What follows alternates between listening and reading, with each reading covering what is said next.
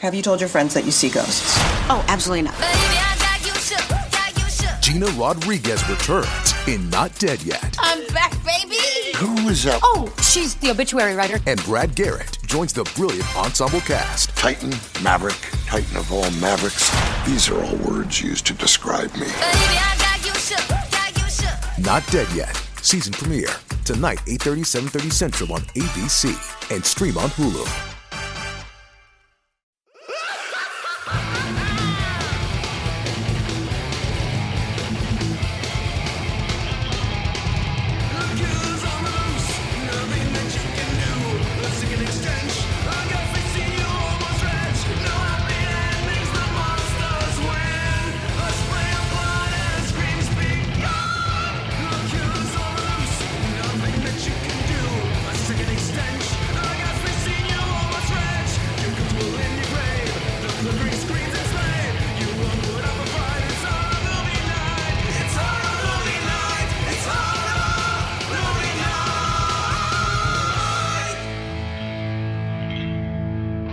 Hey everybody, and welcome to another episode of Horror Movie Night. This week, Scott and I are going to tackle Miss December in the month of December. It's almost like we planned to do it that way. Most of you guys have probably never seen this movie, and through Scott and I, we'll determine, should you see this movie? I'm slightly biased, but we'll still try to do our best. So thank you for listening to Horror Movie Night. Scott, you picked this movie, which is weird because I'm the person who's friends with some of the people who made it, so you'd think that it would be me picking it in an effort to kind of like help my friends out, but instead I am in a state of fear that we're going to just do a giant advertisement about my friend's movie that is not a positive light. Well, first of all, I wanted to do this last year, I'm pretty sure, right?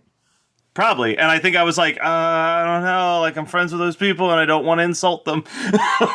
Yeah, I think it might have been actually 3 years ago when I first saw it, maybe 4 now. We were definitely not yet doing Horror Movie Night, but I wanted to do like an idiot. I wanted to do 25 days of Christmas horror. That was a real stretch, my friend. Yeah, dude, there's like maybe 5 good ones and then a lot of garbage. Yeah, well, I mean, this actually, you know, the first time I watched it, I had super low expectations, and I didn't hate it. You know, like, No, I was like, you know, it's an entertaining flick. Yeah, like it's better than it really has any right to be.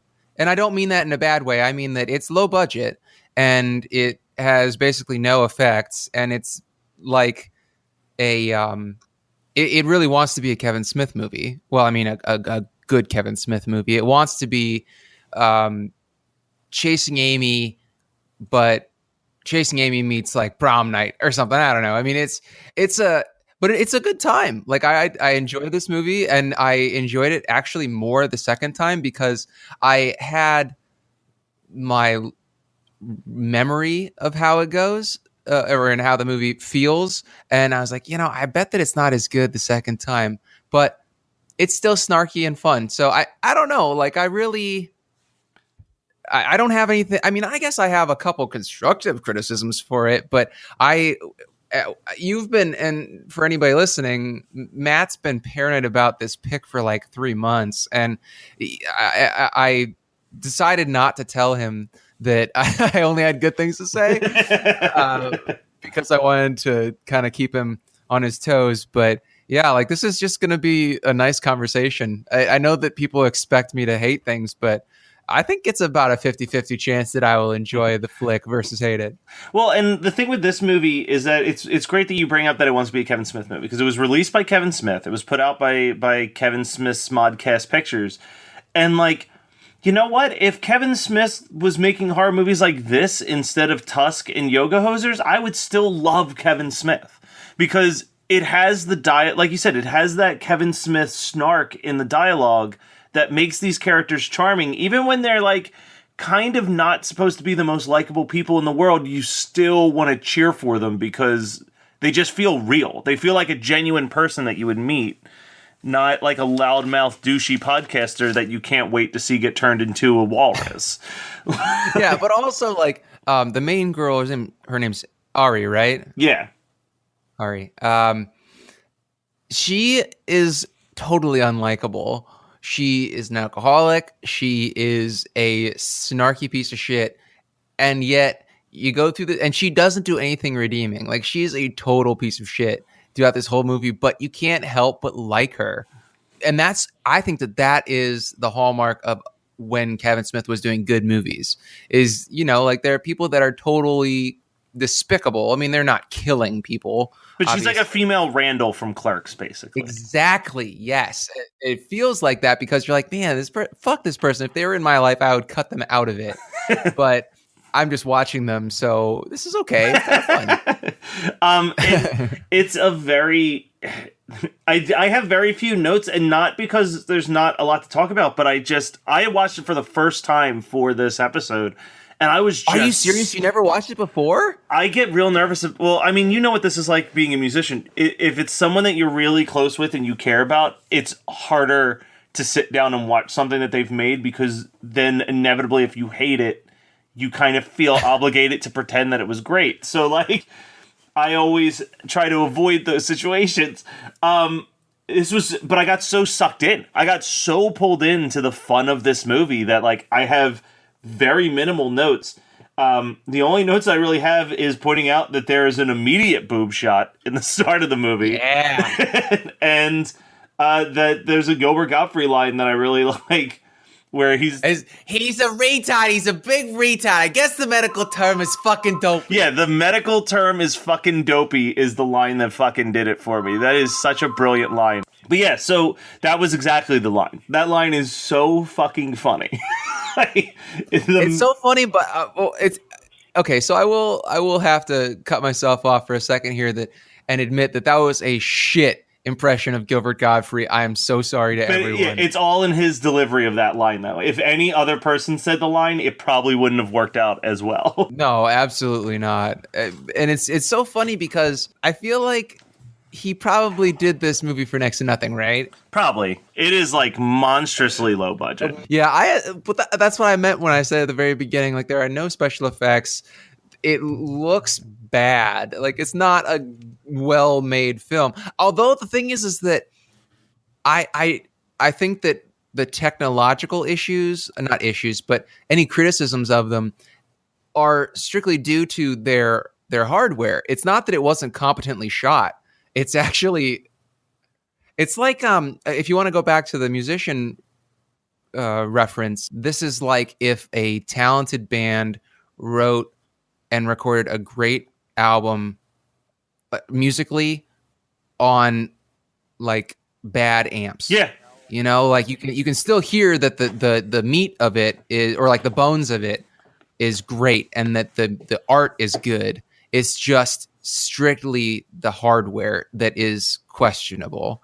That's what I feel like about Miss December in general, because, like, it's very entertaining, and I agree that it draws you in. And it's weird because the first 5 minutes, yeah, there's a tit shot, but the first 5 minutes you are kind of like, man, this is going to be a long hour and a half movie. But then you get to the very end and you're like, wow, that flew by. And that's not something that we have happen on Horror Movie Night. Well, and it has genuine twists and turns that you don't see coming. Like, there's a moment that we'll get to in a couple minutes where I literally was just like, did not know that that's where this movie was going to head. Like, I had no clue that it was, like, going to go in that direction. And I think that that's really for the benefit of the movie. I almost don't want to talk about it because I feel like this is going to be one of those rare episodes where listeners have never seen it before, and I don't want to spoil too much of it, which is going to make it a little bit more difficult for us to do the episode on. But as an advertisement for my buddy is Tommy, who produced the movie, and he has one line of dialogue where he orders decaf coffee. Oh, him. Okay, cool. Yeah. Yeah, that memorable. And then doesn't Ari, like, just give him the stink eye or something? Yeah. So that's my buddy Tommy. When I was talking to him, when he gave me his copy of this, because he sold me a copy of it so I could watch it for the podcast, I went to his house just before he was moving to Los Angeles. And he even told me, he goes, a lot of the movies I produced I'm not proud of. This is, like, probably the movie I'm most proud of that he didn't direct. Like, of the ones that he directed, it's not his favorite, but of the ones that he acted as a producer, it's, like, 110%, like the one he tells people to watch. This is going to be too late by the time this episode comes out, but he did direct a documentary that I've praised multiple times on this show, I Am Santa Claus, about the lives of mall Santas during January 1st until December 25th. That is super fascinating. It was on Netflix until the end of November, which seems like a dumb time to pull a documentary about Santa Claus, but but whatever, Netflix, you do you. But Tommy's a good dude. If you ever check out his IMDb page, like, there is some hits and misses in there that even he will admit to, but dude is one of the most driven, hardworking guys I've ever met, and just is constantly like doing anything he can to promote. He actually, I'll post the video in the Facebook page after this episode drops. But he did a super cut of all the times that he's been on TV. Most of them strictly by lying just to be on television. So he was on like an episode of Dr. Phil. He was on like he's a maniac, or at least he was when he was younger. He's calmed down a lot in his 30s after getting married and having a kid. But this movie's incredible. And I'm really proud of my friend for putting this together for what it is. It's incredible for what it is. Yeah, I absolutely agree in that sentiment. I think that it's a hard movie to be too hard on, because you want to support independent cinema, but also you're in the same vein. You're like, well, am I giving it kid gloves because of that? But at the same time, just like we've been talking about, like it's got a great script and the actors are pretty phenomenal. Ari is really, she's great. No, she's fantastic. But one little tangent, and I feel like we've been really good for the last 13 minutes or whatever of not doing a tangent, but here we go. So you're talking about how he would kind of lie to get on television. I have a buddy who's like that. I had a buddy who's like that as well. His life goal, I don't know if it was the only life goal, but it was up there. He was a total maniac himself. Like, we would go to punk shows, and he got really into doing sideshow. And his life goal was, at the time, to be on TV before he turned 25, I think it was. And he did it. So this is the trajectory. We used to go to punk shows all the time together, and he would get crazy. And then we started to go to punk shows and take in Mountain Dew, used Mountain Dew containers full of whiskey and get crazier. And then, because we weren't 21 at the time. And then we were, he would come visit me in college, and we would drink way too much Jameson whiskey, like just embarrassing amounts of Jameson whiskey, and we would get even crazier.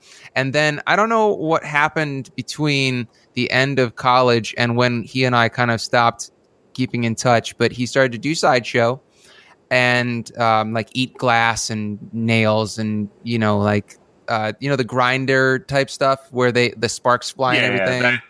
Like the Jim Rose sideshow stuff. He went on tour with Jim Rose a bunch of times. Then the first season of My Strange Addiction, my one of my best friends from growing up, who we were mutual friends with this guy. His stage name was Jimmy Coffin. So Jimmy Coffin, if you're listening, dude, I miss you. I don't know what the fuck happened to you. Dropped off the face of the earth.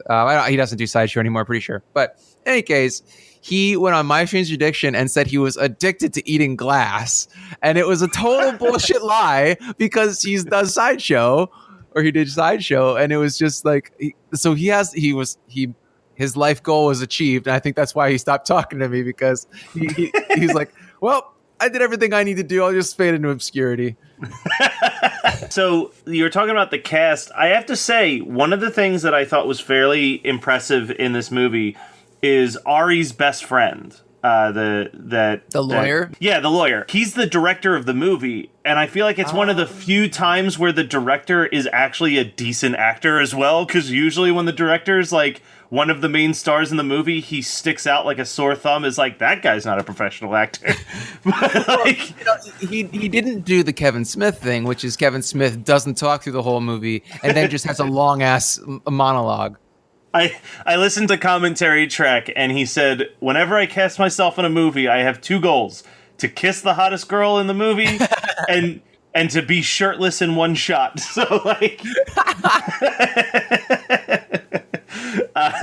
this is also, and you won't appreciate this nearly as much as I do, but they also, my friend Tommy and Derek, who directed this, are huge wrestling fans. So not only do they always get a wrestler in the movie, in this movie there's two wrestlers in it, but also throughout the entire commentary they explain that they use wrestling terms to explain things and had to basically get a crew of wrestling fans to understand what they meant when they'd be like, all right, so we need to really make sure this guy comes off as the heel here. Like, they were like, so I think that that's a pretty fun, unique way that they direct movies, but their commentary track is pretty damn funny, actually. Right now, we've been talking for 17 minutes. We're obviously going to get to what did we watch this week, but first, Scott and I have said all that we can without spoiling this movie on why you need to watch this movie. There's a few things that we still want to discuss, good or bad, but they are going to be spoilery. So this is the point where if you're listening, you should maybe make the decision on if you want the stuff ruined for you or if you're going to go and try to track down a copy of the movie. So I'm going to give you about 3 seconds. Okay, so let's talk about... Well, my first question for you is that you with an erection arresting her? Can we talk about how good the twist is where you figure out who the killer is? And it's very, like, it's been, like, a lot of breadcrumbs and a lot of, like, red herrings, but you've always kind of suspected this dude. And then instead because of him... he looks like a murderer. Yeah. Instead of him murdering her, he confesses that he's fallen in love with her, and she's, like, super into it. And then but then he's like, I can't kill you. And she's like, what the fuck? So bad. Like, it's such an awesome twist. I wrote the line down. What the fuck, Phil? So what? I'm not good enough? And then he immediately is like, I have to go. We can't have sex because I only have 1 week to find, stalk, and kill Miss December. It's so fucking dark. It's such an awesome twist that I didn't see coming. Like, I always thought the movie was just, hey, this girl's not terrified that she's going to be murdered, and, like, that's where the comedy comes from. I did not anticipate the comedy of her being, like, being so, like, this guy being so in love that he's like, I can't kill you, so I need to kill someone else, and it turning into, like, a weird rom-com, almost. Like, it is. It's, like, it's so fucking funny. It's so well done. But we're missing a couple great things about earlier on in the film. So, just, anybody listening, there are actually no laws against erections. This is true. So don't worry, guys or ladies, or whatever. But I never realized that Bradley Cooper used Gilbert Godfrey as his Rocket Raccoon inspiration. That's what I realized watching this movie, because it's like, I could just imagine Rocket Raccoon fucking being like, I guess the medical term is fucking dopey. This movie is chock full of great one-liners, though. Like, you don't remember them the first time you watch them, but the second time you watch them and you're taking notes, it's like half my notes, at least. But I'm pretty sure Ari says it. She's like, at least you still love me, Xanax. Which is, again, like, that's the humor of this film. It's so dark, but also Ari's really dry delivery of everything is great, because she's supposed to be kind of like a mall goth Manic Pixie Dream Girl almost, but like an alcoholic one. And that sounds like a hot mess when you say it out loud, but it is so funny and actually really oddly endearing when you watch the film. Yeah, I agree. She is so good in this movie. She's so cute. She's so funny. Like, and like you said, she's such an unlikable character, but you're just like, you could imagine a world, especially, like, I could imagine high school or early college Matt Kelly actively pursuing this girl. Like, it's... Dude, maybe this dude fucking loses, they'll be like, I'm in love with her, and you'd be like, no, I'm in love with her. Like, well, I'm gonna do something fucking weird to get her to like me. I'm gonna write her a song. I'm gonna write her a better song. Like, this is exactly what high school would have been like if we would have gone to school together. Oh, Jesus Christ. So here's my biggest criticism of the movie. Get ready for it. Whoever wrote this has no idea how the food service industry works. Diners don't fucking wait. Don't have tables waiting on late waitresses. That's just not how diners work. Like, they don't. I don't know why that bugged the shit out of me so much, but I was like, come on. It was like just such a. It just felt like it was written just so that they could have her come in late and then character build with her hilarious boss. But with the greatest Fu Manchu that we've seen in months on Horror Movie Night. But the immediately we get her taking her first table and she goes, "Our specials today are go fuck yourself and what are you doing here?" To her ex-boyfriend. Oh man, so good. But also, I don't understand why her ex-boyfriend would be coming after her, because it's not like she's like leading anybody on. She's just so acerbic and mean. I don't know. The sex must be great, I guess. But then we get introduced to fucking Mandy. Seriously, fucking Mandy, who is a great character. She is one of the best straight, quote unquote, straight characters in this film, I think. And then she gets fucking iced, which is so funny. Because like everybody's like, oh my god, I can't believe her. She had so much to live for, and Ari was like, are you fucking kidding me? She's like mad because she thinks that she was gonna be that Mandy was the Miss December. But then there's this there's the letter that she's, I guess it's being read on the news, right? Yeah. There's like it's the letter. It's right after that scene, and Ari's watching TV, and she's just like, "It's me." That's what she says, like as she's watching the TV, and it's hilarious and also incredibly psychotic of her.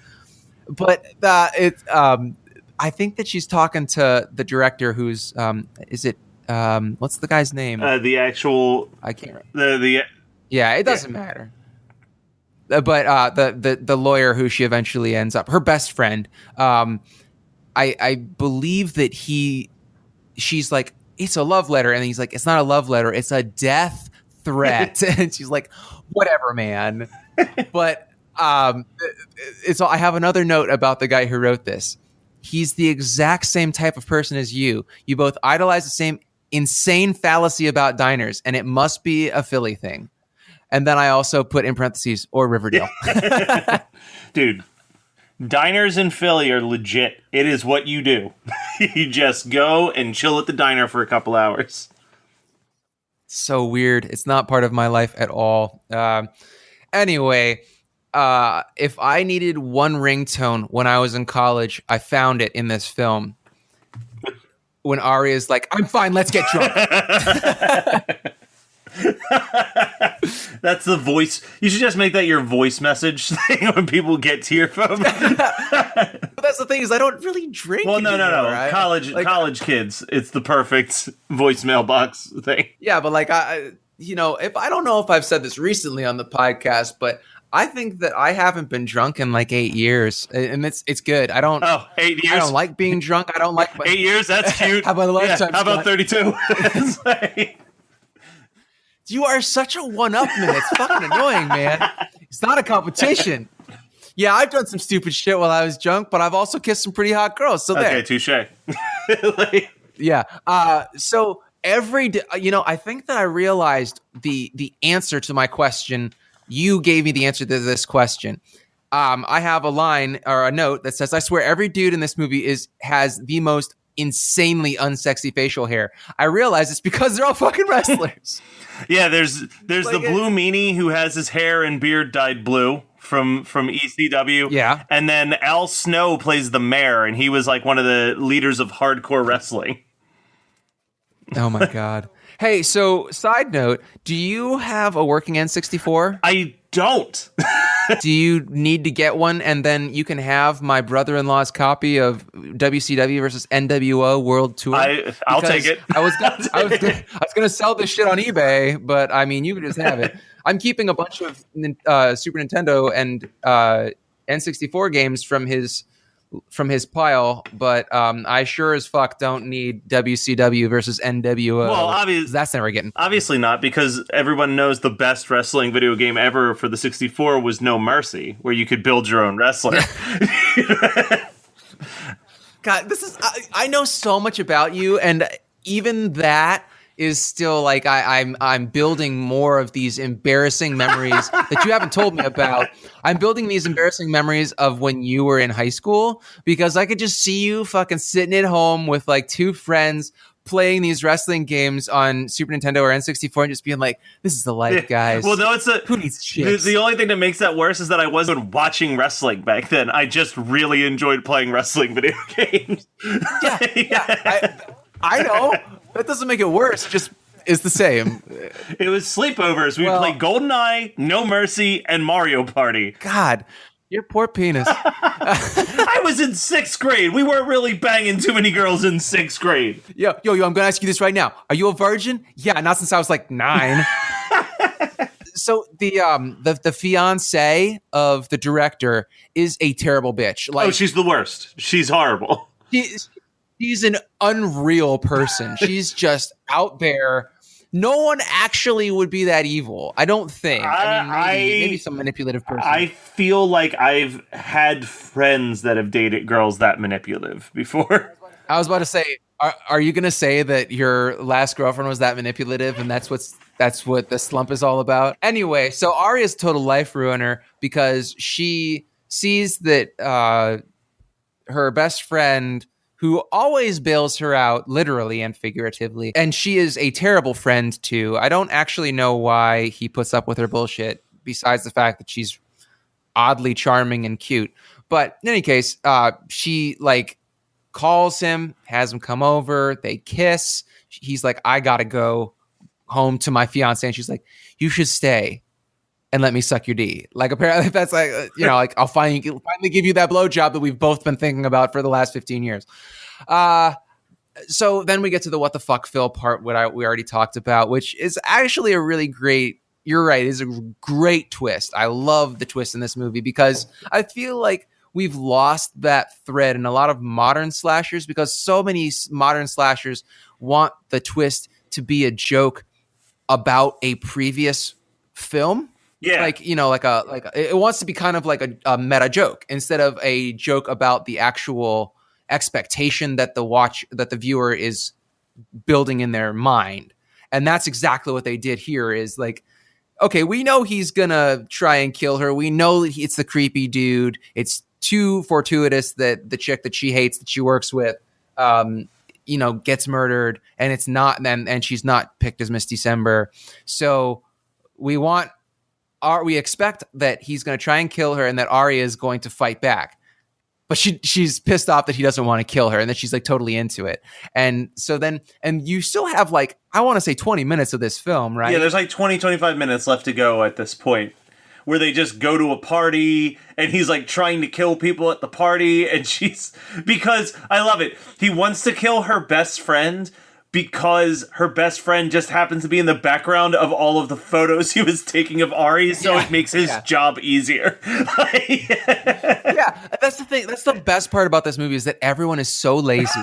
Like, he's so lazy that he won't, that he's like, well, I'm already on this path. Ari's so lazy that she won't even like work.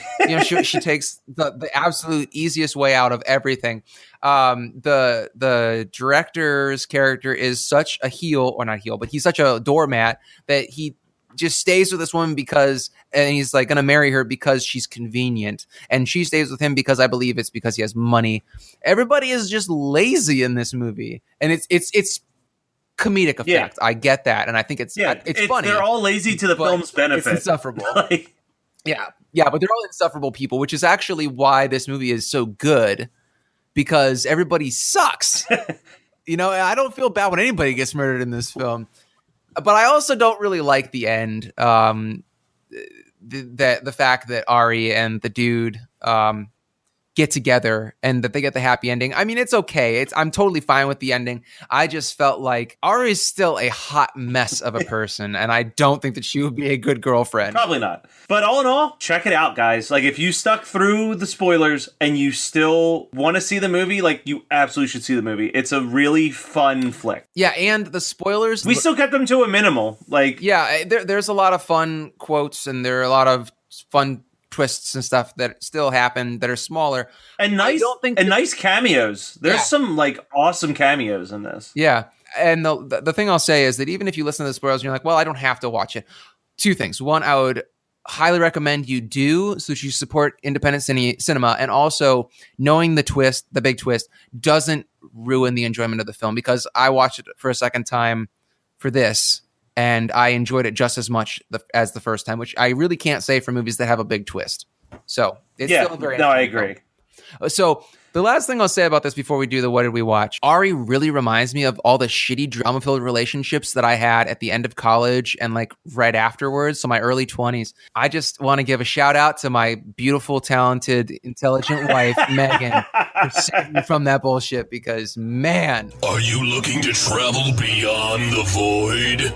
This is Alex from Beyond the Void Horror Podcast. Join me and my co-host Brittany Bloodshed every week for 2 episodes on Monday and Thursday. Do you like to drink, laugh, and talk horror? Well, so do we. We make up funny skits, horror shots each week, news, and rotating segments on Monday like Grave Plots, where we make up movies on the spot, interviews, reviews, and a lot more. Plus, on Thursdays, we break down 2 horror movies with jokes and loads of trivia. Go to longlivethevoid.com to check out Beyond the Void Horror Podcast now.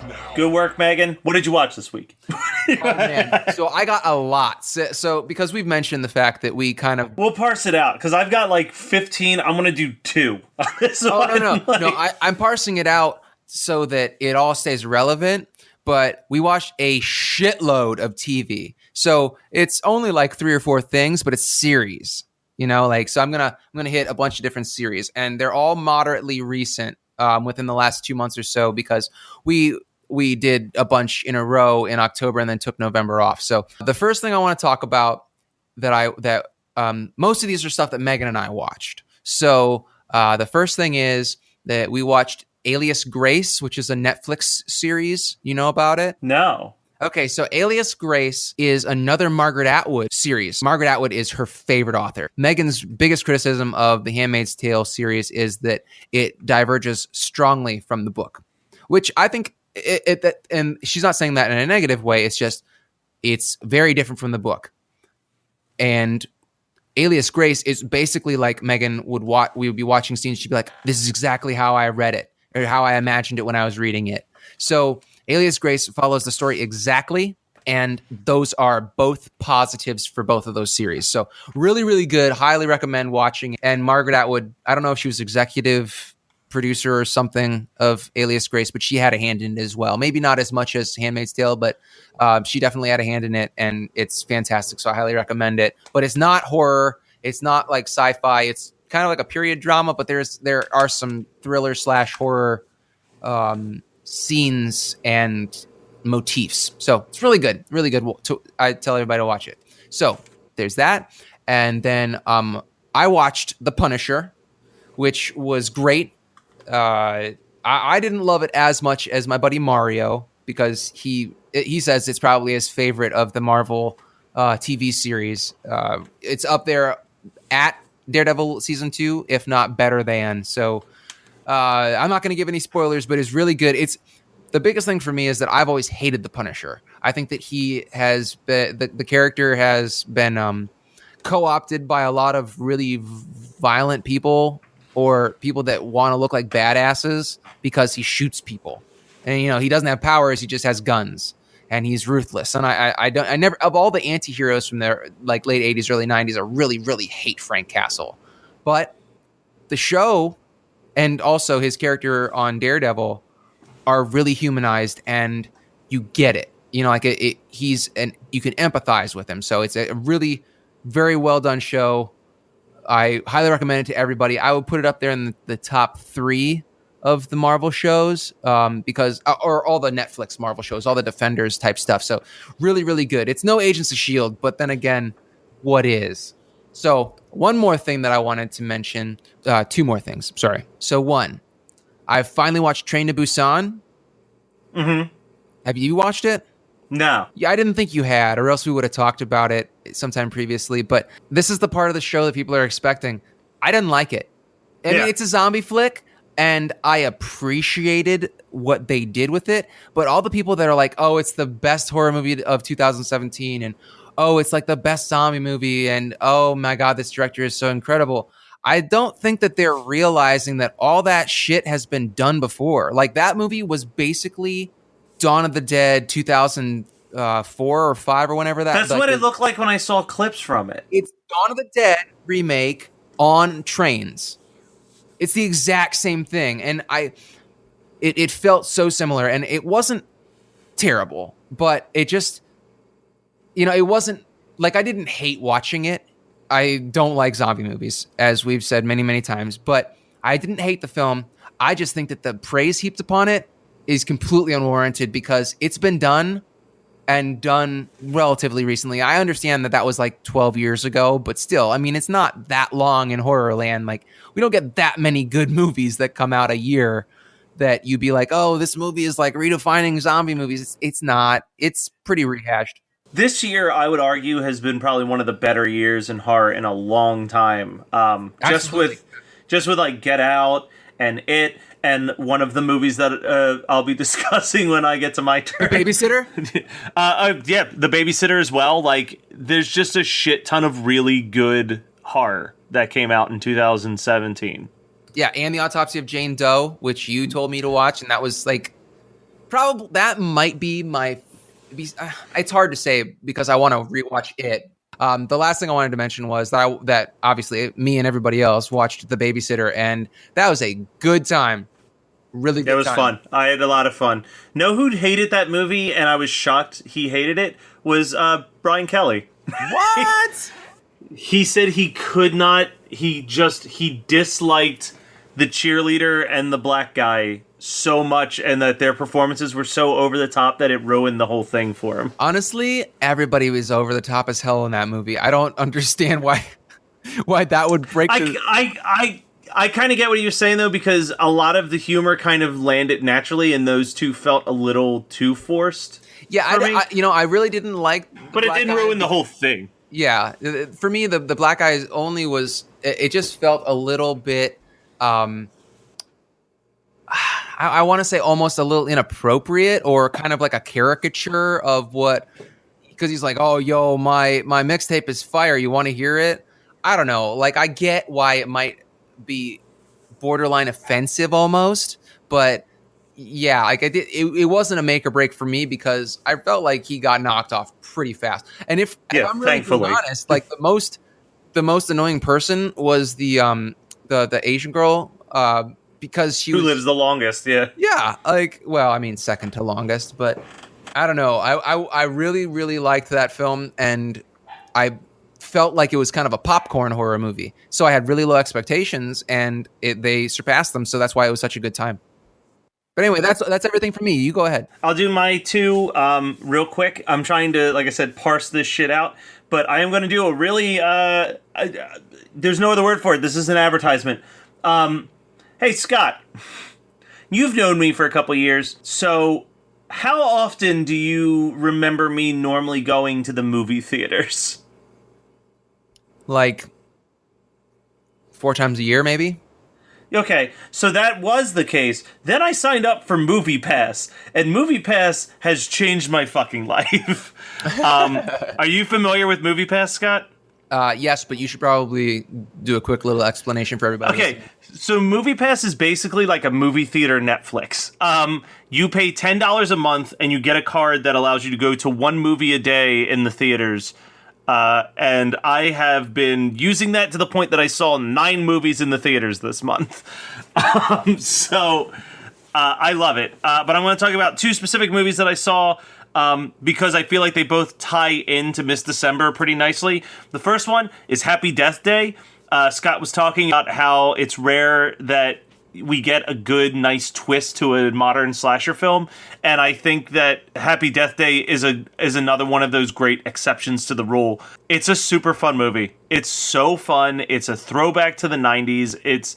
I had a blast. And I was sitting in an empty movie theater in Utah watching it. And just having the fucking time of my life with that movie. The other one, because we were discussing how it's really difficult for us to decide if we like or are even supposed to like most of the characters in Miss December. Just the other day, I saw 3 billboards outside of Ebbing, Missouri, and I don't know how I feel about it. I liked it, but I really am unsure about how I feel about the whole movie. I think that this is a really great film that people should see. It's funny. It's from the guy who did In Bruges. So if you enjoyed the like very violent, dark humor of In Bruges, it's the same thing as this, but it's basically, it's one of those movies where every character has so many layers. Frances McDormand plays a woman whose daughter was raped and murdered 17 months ago, and the police department has done nothing about it. So she purchases 3 billboards outside of their town that are basically just shaming the police into reopening the case. And the other 2 police characters that we focus on is Sam Rockwell, who is an officer who's got a good heart, but he is a terrible bigot, and that gets in the way of him doing the right thing. And Woody Harrelson, who is the chief of police, who's tried his best, but has been not focusing on the case because he's dying of cancer. So you've got all 3 of these like very tragic characters, and yet it's like a laugh out loud comedy the entire time. Like it plays on all of their negative attributes and it manages to be funny while also making really dramatic statements and really shining a light on issues that are happening today.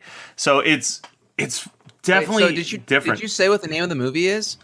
3 Billboards Outside of Ebbing, Missouri is the name of the movie. Oh, I'm sorry. I thought you...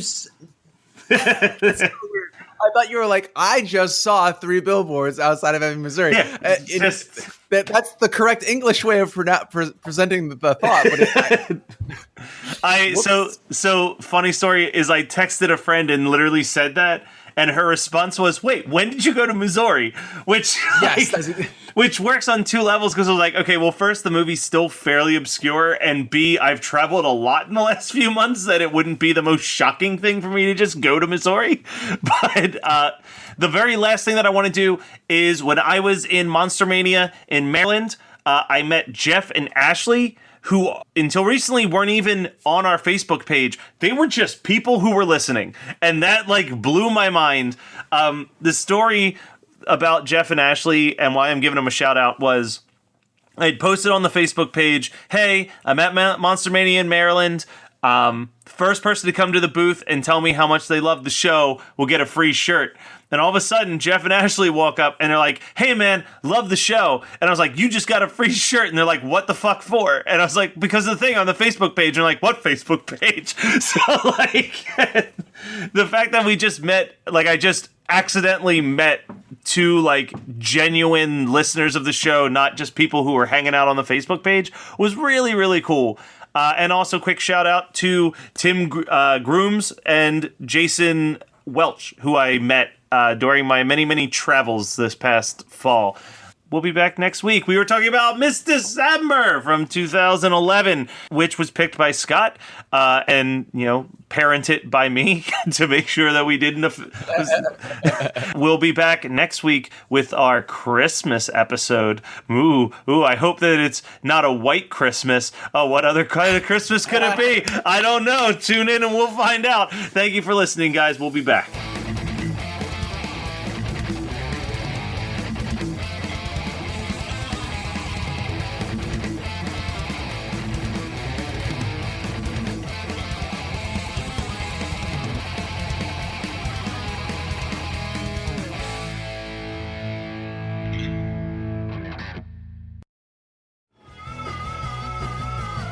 You're listening to the Geekscape Network.